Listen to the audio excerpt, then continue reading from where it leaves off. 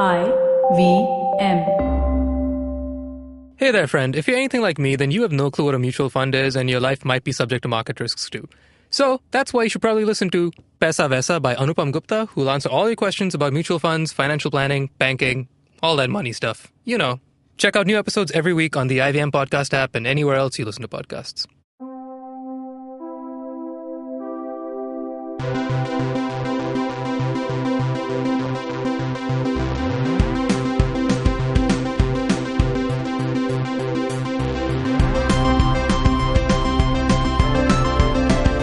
Hey everybody, welcome to an episode of the Geek Food Podcast. I'm Tejas, and here's Dinkar. Hey, what's up? How's it going, man? It's Good. going well. Okay. Why are we being so formal on this? No, I'm being formal. I want our listeners to be like, oh, they care. Oh, about each other? Yeah. Of course we do. No, it's not like we're just animals coming in here and talking about movies every week and just like airing our dirty laundry of thoughts true. on these movies No. that we hate and love. Well, yeah. True. But beyond that, there is cohabitation. Yes, we cohabit. Yeah, pretty regularly. like we ask ourselves, the tough questions. Yes. Like, How are you? yes, How are you, Tejas? I'm good. All right. We also ask the questions like, what is the meaning of all this? Of all this movies? Yeah. Of all this TVs? Well, this was my cool segue into the fact that we're talking about us, The and by that I mean yeah.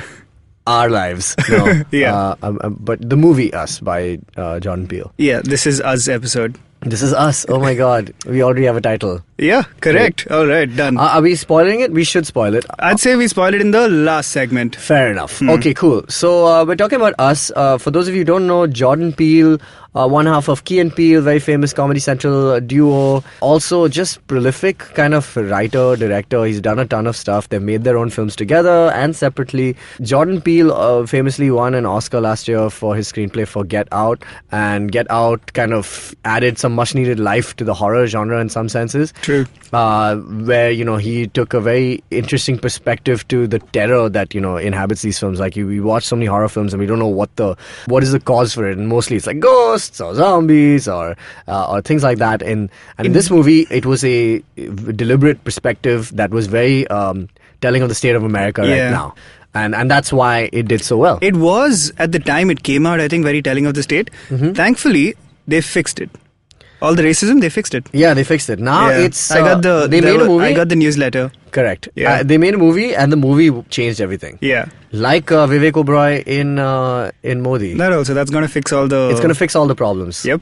Because in 60 years, Congress didn't do anything, so how could they do it in 5 years? What I heard was, question. so after he finished Get Out, Jordan Peele was going to make a movie called USA. But then he found out they fixed it. Yeah. So it's like, is it too late? Just like, can we rub out the A and we're going to make Us? That's why there is that pivotal Very line good. where the lady goes like, "We're Americans." Yeah, that's true. Or actually she goes like, We're Americans. "Oh, that's not a bad." That's not bad. I didn't even try. Okay, cool. All right, let's talk about this film. Do you want to talk about Get Out for a bit before we get into... Before we get in, sure. Yeah. All right. Let's talk about Get Out. So Get Out is a cool film that has to do with the terror of that film being racism, right? It's like Trevor Noah was saying this once where he's like, in white people's horror films, the terror or the menace is not allowing the white person to be Like a free. white person and free, yeah. Yeah. And in black people's like horror films, the terror is racism. At least in Get Out, that seems to be the case. And it was Jordan Peele said something similar about the movie himself. He said, well, yeah. I mean, that one is really the overtly monster stated. was Yeah. racism all along. All along, yeah. It was inside white people all along.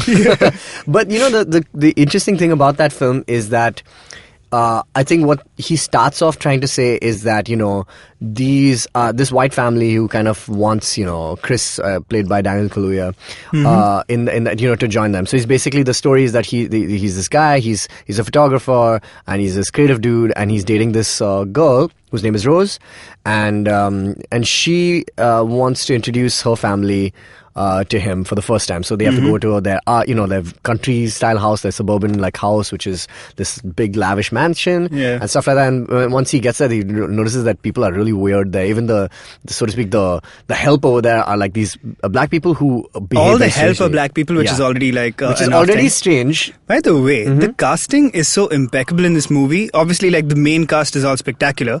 But the White family, like Bradley Whitford, And, Alison Williams, yeah. Catherine Keener. Catherine Keener, right? No, that's in Get Out, right? Yeah. Yeah. Yeah.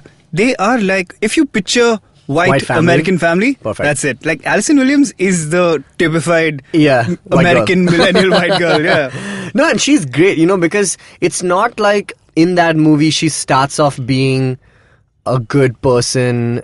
I feel like we're spoiling this a lot. What, Get Out? Yeah. That's fine, right? Yeah, it's fine. I mean, you So should have it's not seen it like- at this point. If yeah. you haven't seen Get Out, stop listening and go watch Get Out. Yeah. And then come back and listen to the review of Us. Actually, Yeah. watch Us and then come back. And, But in that, it starts off where, she could still be like, you think that she's on his side and stuff like that, but they're just all evil and playing this entire game. Right? True. And what is the plot? It's essentially where this family is like part of a cult where they take the brains of like black people and put them in white people's bodies. No, it's the other way. They take the brains of white people and put them in black people's bodies. Correct, yeah, that's Because right. black people are strong and athletic. But, I mean, the reason why they want Chris is because he is... Oh yeah, you combine like something. And his eyes, right? Isn't that what and they say? Like, I want to see the world through your eyes. And they want to send their consciousness into this place called the Sunken Place, which is brilliant. Yeah, it's really, really well made. Man, did you find that... sorry, just, when I saw that movie, I was just like, I almost felt scared at the reaction. I think it's because we live in India and there's a anti-sedition law here. But if you say anything that is, which the Congress has promised they'll scrap. Yeah, that's true in their manifesto. All right. What is this? Cyrus says go on. Yeah, I know. So now here's the thing. When I watched that movie, I was like, wow, is he allowed to like just say it so openly in 2018? But the thing is that, I mean, racism is just not a thing that has died, at all. Like, until now. Until now, he fixed it. But I was just like, man, this guy's either he's got balls of like steel, or he's just like, he's allowed to say it. I think that like the freedom is a lot more. Yeah. Also, it's not the most direct allegory, right? It's so direct though. It's so direct. Yeah, but it's not like he's going like saying that white people want to steal my brain and put it steal my body and put their brains into it. Yeah, because they only I admire suppose us maybe for, because he's not like, I mean, he's not attacking the country. I suppose he's directing it at a cult. Yeah. Which exists, like the Ku Klux Klan is a thing. Is an actual... Yeah. The Ku Klux Klan is legal and freaking Get Out would be an issue. Yeah, no, it's true. I also used to find... I was like, wow, man, this is so awesome. I think it's because we live in India, man. You think we can make a film which directly kind of says something about maybe caste or religion and not face any repercussion for it? There is repercussion. Yeah. Unless...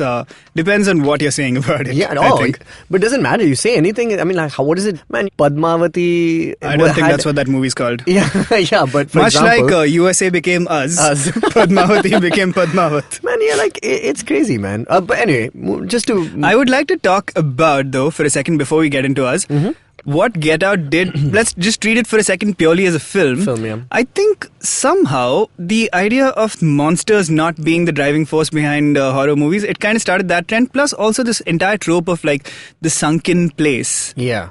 Which is this kind of horror device is becoming a lot more common now, right? Like Stranger Things has the upside down. Yeah. And but I mean, the sunken place is more for like it's a metaphor for oppression, right? Like that's what he's trying to say with that, as opposed to Stranger Things, just where it's just like a weird dimension. Yeah, so obviously there's more weight to what's being done in Get Out. Yeah. But Us also kind of takes something from the upside down in a sense, in that it's bizarre versions. Exactly. Yeah, that's true. Right, but that's again true. with a slightly maybe different connotation to what is happening. Like Jordan Peele has said specifically that he does not think this movie is about racism.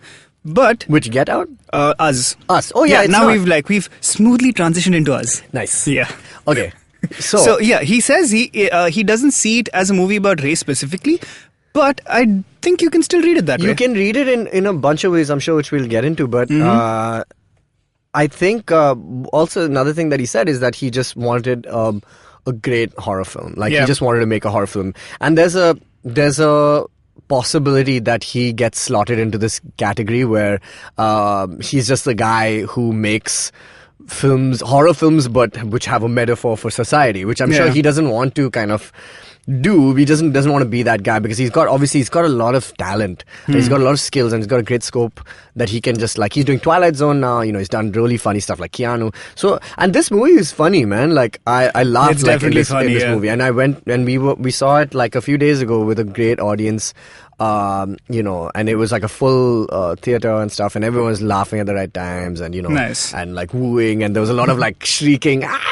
It was amazing, dude. It was really good. So I had a really great experience, and I think that's out loud shrieking. So this is definitely a horror film, super but out loud. Now it's a well established fact that you and I are chickens. Man, I the almost chickeniest. passed out at Gerald's game, watching Gerald's game. Gerald's game, I'm sure. I haven't even I don't have the stomach to watch it, I think. So that's precisely it. Like Gerald's game is mostly like psychological thriller. Most of it. There's one scene which I'm sure everybody who's seen it knows, which is just gruesome. And I swear I was drinking also. By the way, here's a tip, health tip: don't drink and watch horror films. At least the gory category of films. Because alcohol is a blood thinner, and then if someone kills you, you will bleed a lot more. Okay, God. So it's weirdly that you mentioned that, but that's like the whole scene is about that. But anyway, about blood thinners. Not blood thinners, but the fact that blood is like slick like oil. You. Oh God. Okay, cool. Stop. Okay. Anyway, so I know, but the thing is, like, I've seen Hereditary, which is like arguably one of the most depressing, horrific films I've seen, and I sat through that. Normally, this movie just really destroyed me. Us, on the other hand, is not a very gory film. I feel even the jump scary moments didn't terrify me. Yeah. It's more like it's a lingering sense of like, oh, what? That creeps up on you. And you're right. So you told me, like, after you saw it and I hadn't seen it, you said, it's more of a creepy movie. Man, I'm telling you this. Okay, so straight up, I love this movie. Yeah. I loved it. I think it's brilliant.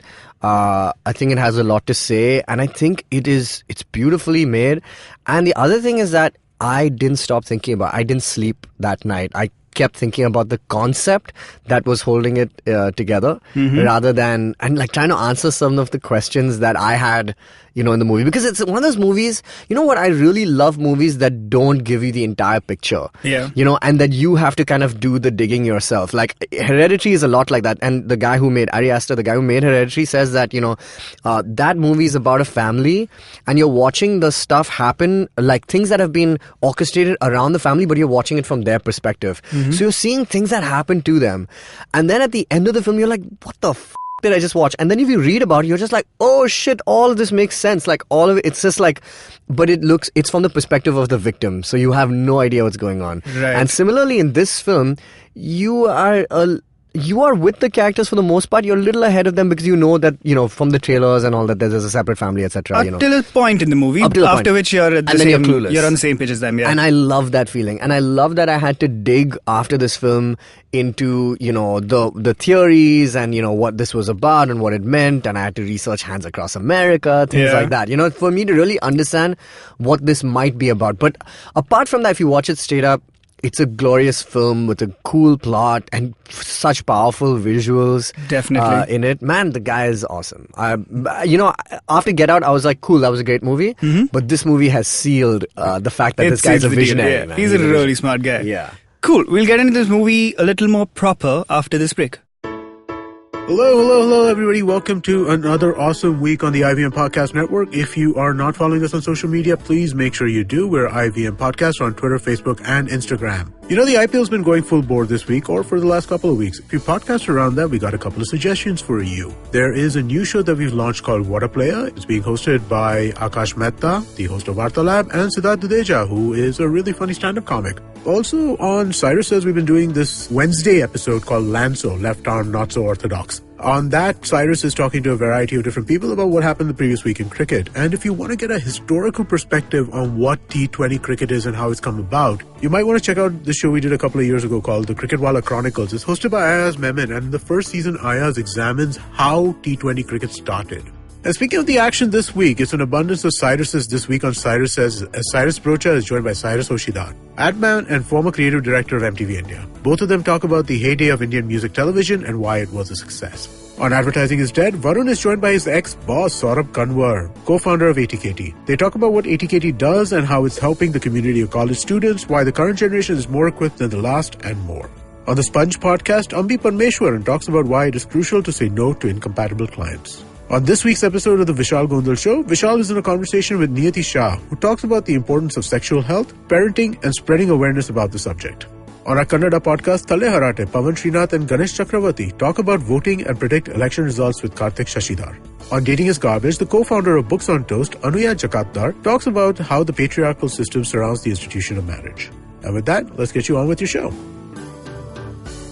Welcome back to the Geek Fruit Podcast. We are discussing Us. So, what do you think? I loved it. I absolutely love this movie. It is terrifying in this like slow creeping way that I couldn't quite put my finger on. Yeah. Like while watching it, I was like, okay, this visual of the Us family is creepy, but I'm not scared. Yeah. But now when I think about it, I'm kind of scared. Yeah, dude, I still think about it, man. Like, there's one scene at the end. I mean, I don't know if I'm spoiling this, but there's like it's like the scene where the human chain is made. Right. And you can just see it at a distance. Exactly. That's it. Haunting is the word for this movie. That just fucking with me so badly, dude.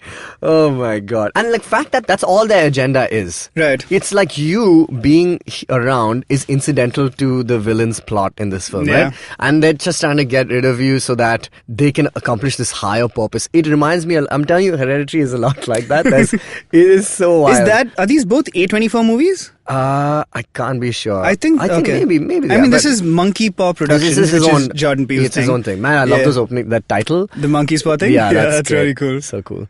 Very odd man. Anyway, Yeah. Let's talk about this film and the story. Right. So the story is essentially that there is It's Judwa, bro. correct. Mild spoilers going forward and eventually full-on spoilers. But yeah, It's the Judwa. story is that there's an entire parallel underground world, which is kind of which they set up by talking about how there are these miles and miles of undiscovered Well, the opening title, catacombs and tunnels and stuff. Yeah, in the opening titles. Great. I read it. I was just like, I love it. Yeah. So essentially, a shadow version of everyone was being raised at the same time as things were happening on the above ground world. Yeah. So basically, it was some kind of government experiment to try and control. It's never people. really explained. No, I mean, like, the in first the time I heard loosest it, sense, yeah. very loosely, it says that the government tried to create clones of every living person in America. And the purpose was for the clones to control the people above. Yeah, but that didn't happen. In fact, the opposite happened. Yes. So what we got was, in fact, there's this very insane image towards the end where we're seeing exactly from both perspectives what happens. So above the ground, you're seeing like there's this a big part of the film is set at in Santa Cruz, California, where there's this like Coney Island type amusement park. And it's just like people having fun and on roller coasters and stuff. And you see people on roller coasters moving, and then you get a cut to What is happening what's happening parallelly below. And it's the downstairs, same thing, but they're just moving in those those same herky-jerky ways. Yeah. Oh man, It's so it weird. was so wild. And I didn't understand. I was just like, man, what is happening? Like, really, I didn't get it. But not like after I thought about it, I was just like, okay, cool. I get that was the plan. The government tried to do this, but it was a failure. And instead of shutting it down because they're human beings without like, who are like almost like vegetables who are just being controlled. Yeah. They just let them be in this. They just let them live in this society. But who are they being underground. controlled by? They are being controlled by whatever's happening above the ground, right? How? But that's just the Thing, suspension right? It's of like belief, right? yeah. And that That's like in Judwa. That's the kind of thing. Okay. True. The Salman Khan 90s blockbuster hit. Yep. Because Salman Khan One Salman Khan pees, cannot- the other Salman Khan has to pee. No, well, technically, in the beginning of the movie, he survives being thrown on the train tracks because Because that baby one rolls over in off. in his Yes. cradle, Yep. and so the other one also rolls over. Genius. Man, that guy did us before Jordan did. Anyway, so similarly, Salman Khan can't fight in that fight because he's a wuss, but the other ones But are the other gunda, one is like, yeah, and so going for it. so he fights for him. Yep. It's like Hugh Jackman in Real Steel in the end. Correct. Boom. So Salman Khan is the Jordan Peele of India. I guess. Oh my god. Okay. All right. So, and obviously, this is the crux of the story is in what you've said. That's the concept, right? Like Yeah. that these families are living. Exactly. But That's really just the premise. But the story that is told is from the perspective of this one girl who kind of leaves her parents one day while she's at an amusement park and just goes wandering about, goes into a hall of mirrors, kind of an abandoned hall of mirrors thing, and sees herself. And after that, her life is changed irrevocably. The fact that she doesn't open up enough, she doesn't. Yeah, speak she suddenly enough. goes mute for the longest time. For the longest time. But then we cut into the future, and she's now married. She's okay now. Yeah, she's married to Winston Duke's character, who is like this hilarious kind of dad joke kind of guy. He was awesome. He's amazing, dude. That guy's so good. And they have 2 kids, very Fantastic Four style. Got these kids and stuff, and they are. I would like. I think. Okay, if we get into the themes of this movie a bit, I think the way this family is structured, it's like a girl, a boy, great dad. The dad is. Winston Duke is wearing this like Howard University sweatshirt the entire time. Yeah. It's the perfect like American dream sort of family. Exactly. Except they're like a black family, but yeah. And that's what I think. That's part of it. You know that they have this lovely house in Santa Cruz. Exactly. It's all classic American dream style things. Like you picture American suburbia, and that's this. Except that typically it's like a white family. Yeah, like a bunch of a couple of blonde kids and so on. Which they flipped, which I love. Which is great. And it's certainly a thing that is happening today, since it's like it's been many decades since. And yet you don't see a lot of films with that kind of cast. So it's a... You're right.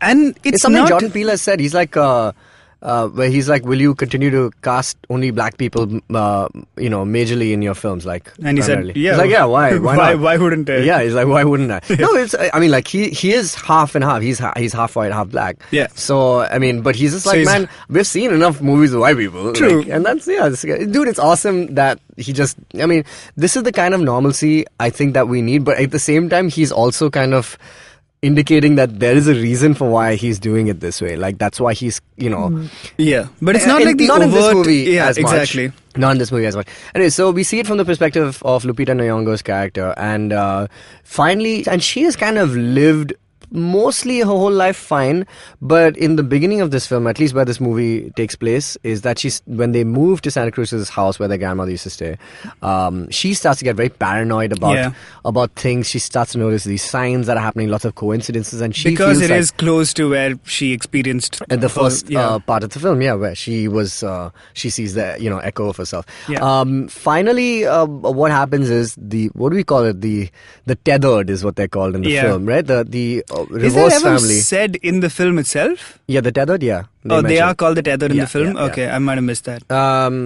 Or at least, I think she does mention it. The word is definitely said. Okay. So the tethered family shows up, which is the duplicates of this family. Exact the duplicates. Evil clones of this family. Yeah. And man, that first scene when they show up and they're just standing in the driveway holding hands. Yeah. So creepy. Yeah. And they immediately start to attack this house, and then things go awry from there.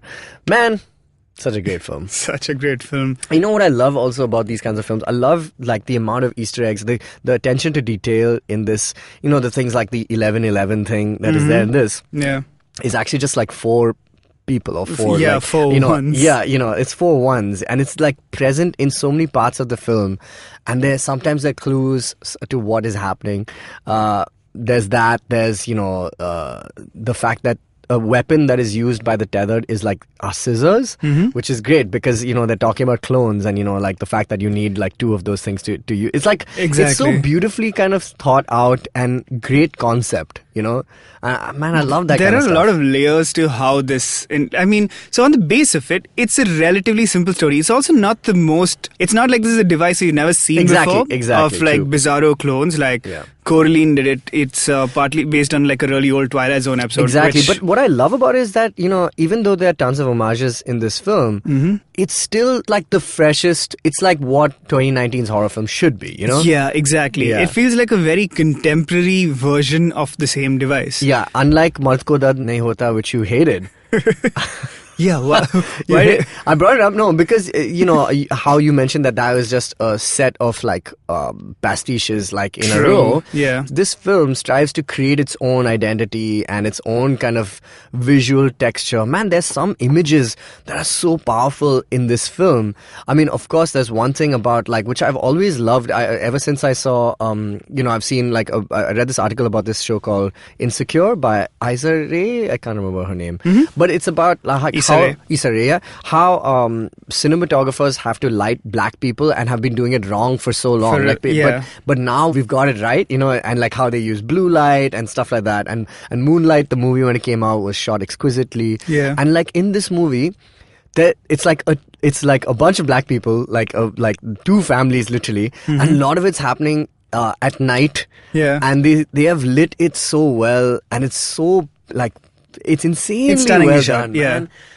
This movie blew my mind. The music blew my mind. Music was great too. So good. Like, man, everything about this film is I was fantastic. watching a James Corden parody of Us called We, and it's so impeccably done, the music, that as soon as it started up, even though it's a very like over-the-top jokey parody, I was like, oh, I feel a little creeped out. Yeah, man. It's like this super dissonant kind of thing. They've crafted something new in this one, which is what I really love. And the pop songs they choose as well. Great. Yeah, man. Great. I just love a well-made film, man. Like, and what he busted this film out like 2 years after Get Out. Man, people take like a long time to make good films. I was reading this profile of his where he's talking about a bunch of stuff. So Jordan Peele used to be quite a stoner. And he said in the interview that I have enough concepts from when I was super high. He's sober now. Yeah. But he's like, I've written down enough concepts from when I was super high that I don't need to think of anything new for a long time. Yeah. That's awesome. Really no, but cool. I get it, like sometimes we sit on ideas for like ages, Yeah. And you're just waiting for the right moment, and they to do it. percolate. Yeah, that's true. Which this definitely has. Man. Cool. I'll tell you what. Let's take a sec. Let's talk about our favorite maybe moments from this movie. Yeah. Okay.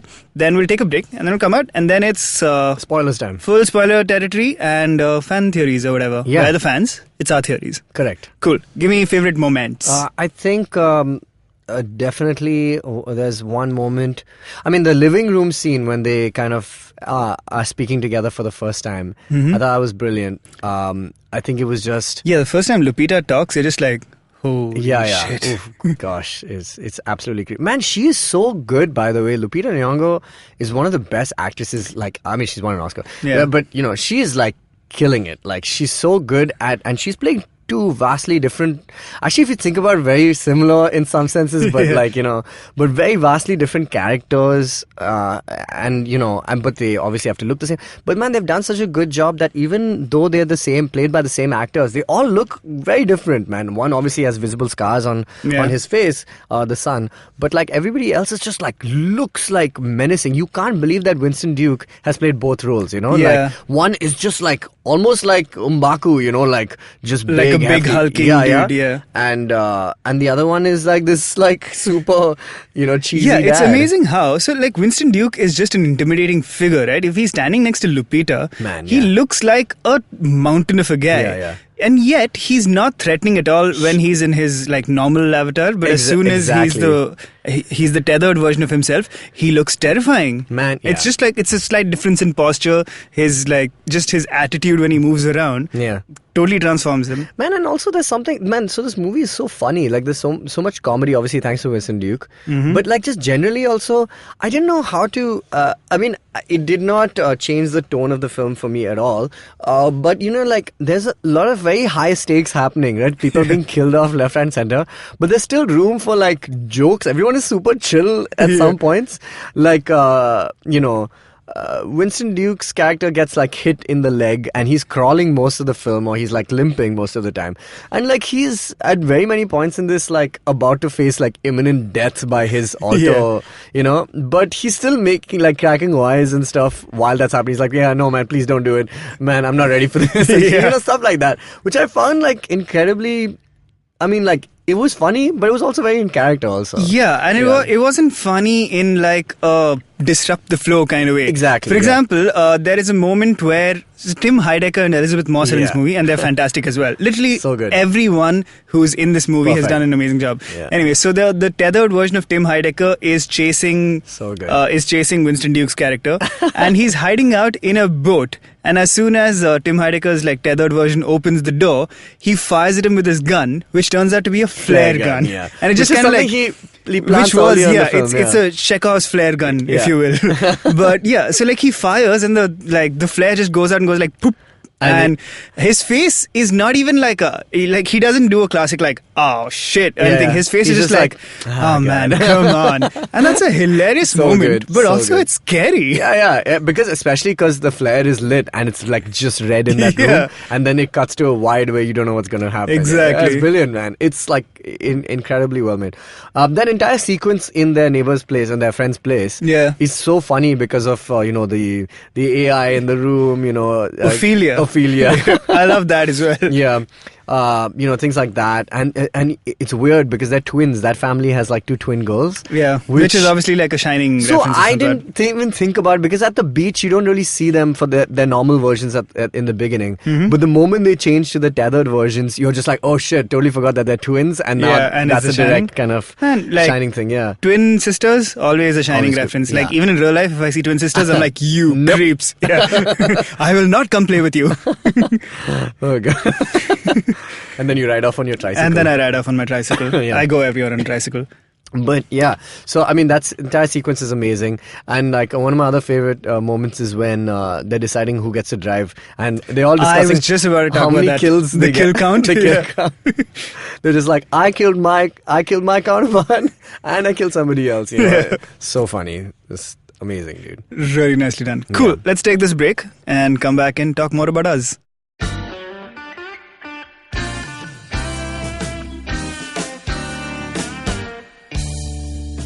Filter coffee is a fascinating beverage. You need to pick the right beans, blend them in the right proportion, roast them to perfection, and slow brew at the right temperature to get the perfect cup. Which is exactly like great conversations as well. You need to track down the most interesting minds, get them into their zone, and settle down for an unhurried, unscripted chat. And coffee for me is always, always, always best enjoyed with friends. I'm Karthik Nagarajan, and do share my table as I meet some of the most interesting people I know and sit them down for a strong cup of coffee and an even stronger conversation. Join me every Wednesday for a freshly brewed episode.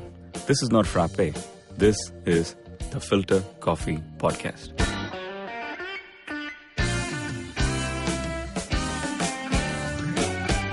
Welcome back. We're talking us. So now, I feel like we've already kind of spoiled the majority of it, but now it's going to be like no holds barred spoiling. Yeah. Some holes were being barred up to this point, but done. No more holes. Unbar the holes. Correct. All right. So, holds, by the way, right? Yeah, holes. Yeah. Isn't that what I'm saying? No, it's like no holds barred. You can't bar. Okay, no holds are being barred. Yes. Chalo, tell us. So the ending of the film. Yes. The twist, if you will. Mm-hmm. Which was, in retrospect... What did you think? Did I anticipate it, you mean? Yeah. I considered it at one point. Same, exactly. But then I didn't really give it much thought. I was like, because we've even seen... So here's the thing about that twist. We've seen this twist before. Yeah. In Alien Covenant or in a... Exactly. In multiple films, right? You see that twist coming. Yeah. It's not about what the twist is in this, but what it means that is really scary. That's what I thought was really different, right? Because at the point you think the twist would sort of be revealed, it's not. Now, whereas in other movies, including like an Alien Covenant, it has an impact. If you think about it, in this movie, the twist, which is basically that the tethered version of Lupita is the one who was living above ground. What is her name? Adelaide's tethered, whose name is Red. Yes. I think. Right. So it turns out that when she was a little girl, it was not the reason why she grew up all weird and mutant stuff like that for a bit is because the tether switches her around. She sends the original girl. So Red becomes Adelaide and Adelaide becomes Red. So the one who has grown up, and which actually makes complete sense, right? In what way? Everything about that move, that simple move, makes the possibility of this film's plot a thing. So for example, these people who live underground, who don't have any control, there is no reason for one prodigy to shine upon them and suddenly show them the way, right? She's supposed to be the de facto leader of this entire community of duplicates who live below the ground. There was no reason for one of them, unless she's like some Neo type figure, which is what we are led to believe. Right? But there is a good reason for why it happened. Is because she was a girl who had a complete she was a normal girl, and she was not the opposing character. So she obviously felt like she owed it to herself and to everybody down there to kind of return to her life. Rise up. On the other hand, Adelaide's who we believe to be Adelaide throughout the film, lives her entire life almost with like this paranoia and guilt that she has done this act, and now she has to she's always she doesn't know when it's going to happen, and that's why she's all jittery. So it explains that as well. Right? I don't know if she was that jittery throughout. I felt like we don't know her character prior to it. Yeah, but what I think makes a huge difference in where this twist is laid out is this happens after the entire plot has been pretty much resolved. All right. So essentially, so very Walking as far Dead as ending. As far as we're concerned, the movie's done. The good guys have maybe won, maybe not, whatever. At least our protagonist family are safe at the moment. Safe. They've made it out for now, and that's when the reveal happens that who we thought was Adelaide all along has been Red, and the switch happened when they were kids.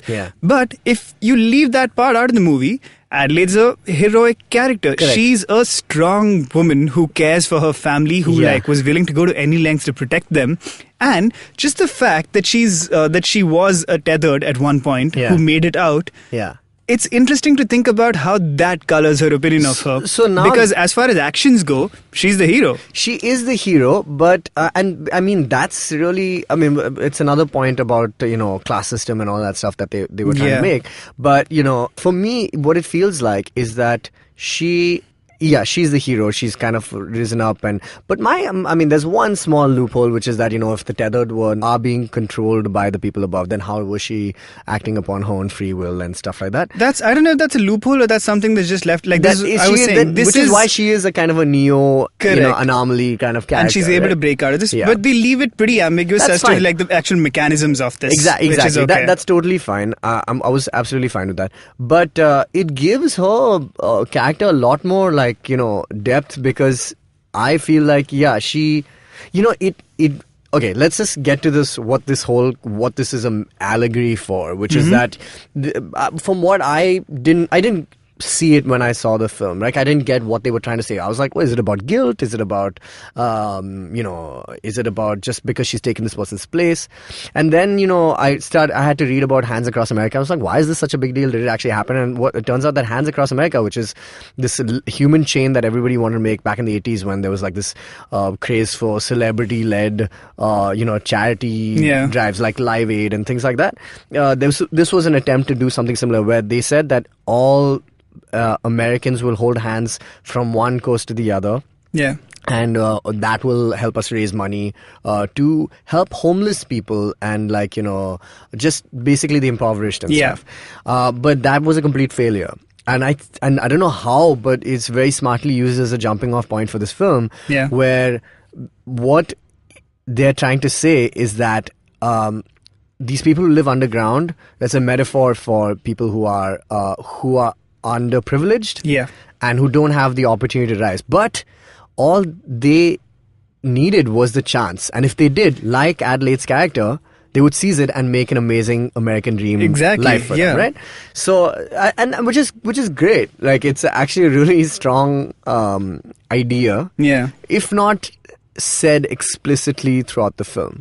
Yeah, it's not explicitly said, but I think that's clearly the message, especially because the device they choose is Hands for America, and Hands Across America, and it was it was like a massive symbolic gesture. Correct. This is essentially like doing this. It's the bizarro. It's the It's a tethered yeah, version tethered of a version, Hands Across America, quite Yeah. literally.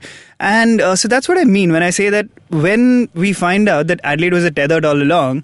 The fact is, as far as we were concerned, she was like air quotes a normal, Yeah. right? And she was literally the heroic American mother. Now, like let's even leave out the American part. Yeah. She was a hero to Yeah. us. So just the fact that her origins were as a tethered, Yeah, and that if she made that's- it out. and that she made it out, if Yeah. that impacts your perception of her, then that's something that like that's exactly the question the movie is trying to ask. But I feel like for me, my impression of it was I felt like she has lived with guilt because she has stepped on somebody else's life to get what she wanted. I didn't see that. I know, guilt. as in, like, I think it's a good contrast point to the same topic of privilege and things like that, right?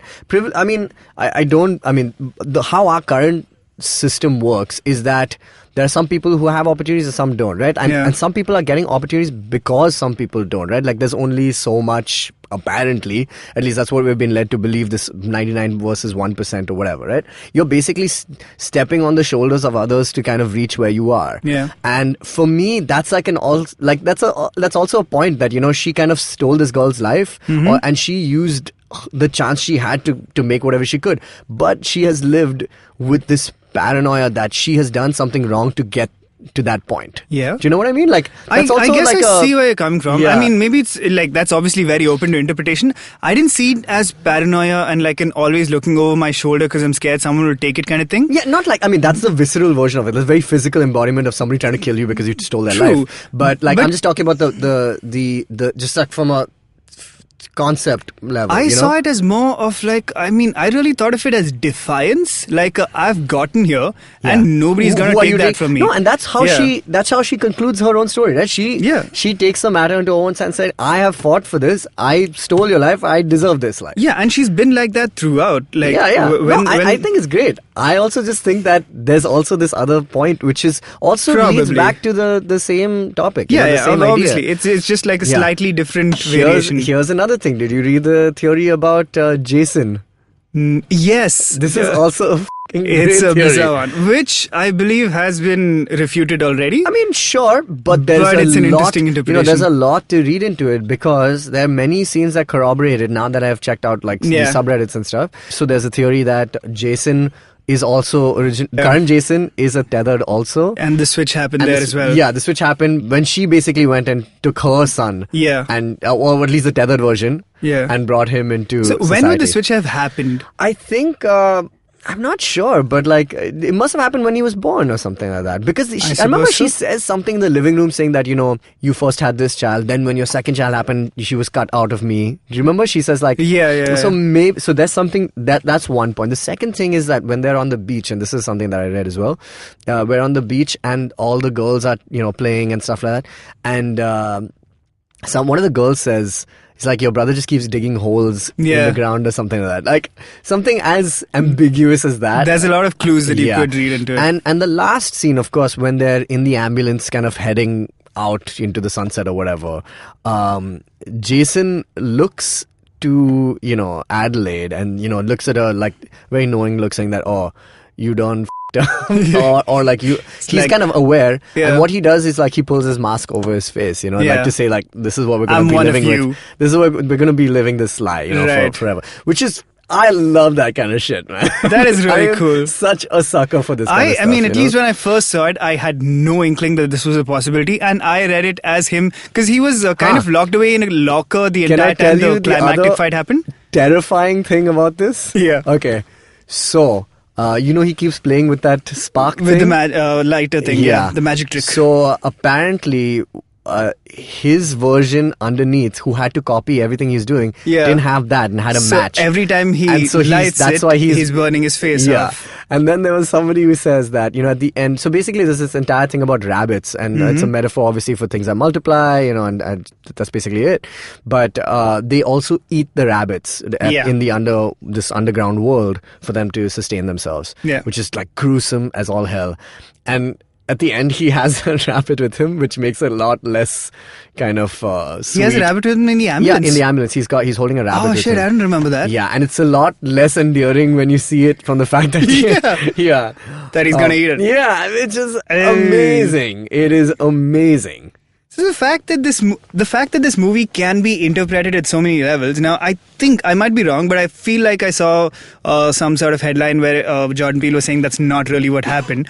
But the fact that it can be interpreted in this way, dude, I feel like he's one to stoke the flames. Yeah, absolutely. So just the fact that there are so many layers that can be taken in, like read in so many ways. Just it's a testament to how fantastic this film is. I mean, he's literally the maker of the Twilight Zone right now. Correct. It's a this entire movie is just beautifully constructed. Yeah, I want to say I love it even more than... Like, I liked Get Out a lot. I liked what it did. It was just wildly crazy and stuff. But this movie, I genuinely love. It has those qualities that I love about movies like Cloverfield or Hereditary, like I mentioned earlier. Like, where you see the events happen in a very, linear format through the film, but all the extraneous elements you have to kind of read up on, or just trying to surmise from the few clues that are subtly left throughout the narrative. Man, I love that stuff. I love where you have to kind of get your hands into this it. movie is definitely so dense. If so I think the one thing that maybe pushes us slightly ahead of Get Out, for us at least, is the fact that at the end of the day, the themes are inherently a part of the movie.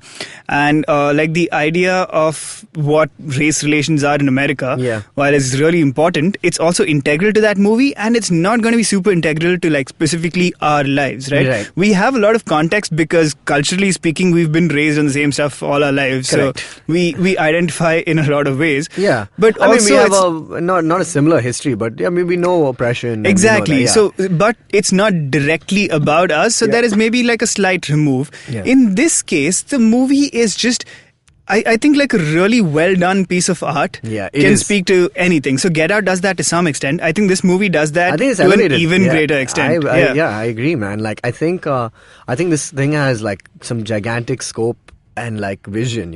Yeah. Like, I wouldn't say this is like the most perfect film I've ever seen, or it's so amazing, like, but I just love it, like, to bits. Exactly, yeah. It's like you said a little while earlier, it's the perfect movie for 2019. It's the horror of 2019. So fresh, man. So, like, in its ideas, concept, execution. Man, and some of those images, like the escalator, like that, huge escalator, and she's just looking up at it. Brilliant, man. That shot of the rabbits at the very start of the film. Yeah, also it's so almost creepy. like so Kubrickian, like, like... Even like the first sort of creepy visual that we see is Jason kind of finding a scarecrowish man on the beach, who's like the tethered version he's of that first Jeremiah guy. Yeah, right? exactly. And it's awesome because now that you think about it, all he's doing is waiting for the others, to come and join that chain. Now if I think about it, I'm like, that is it's so creepy. Out of context, creepy as hell. Amazing. With context, even creepier.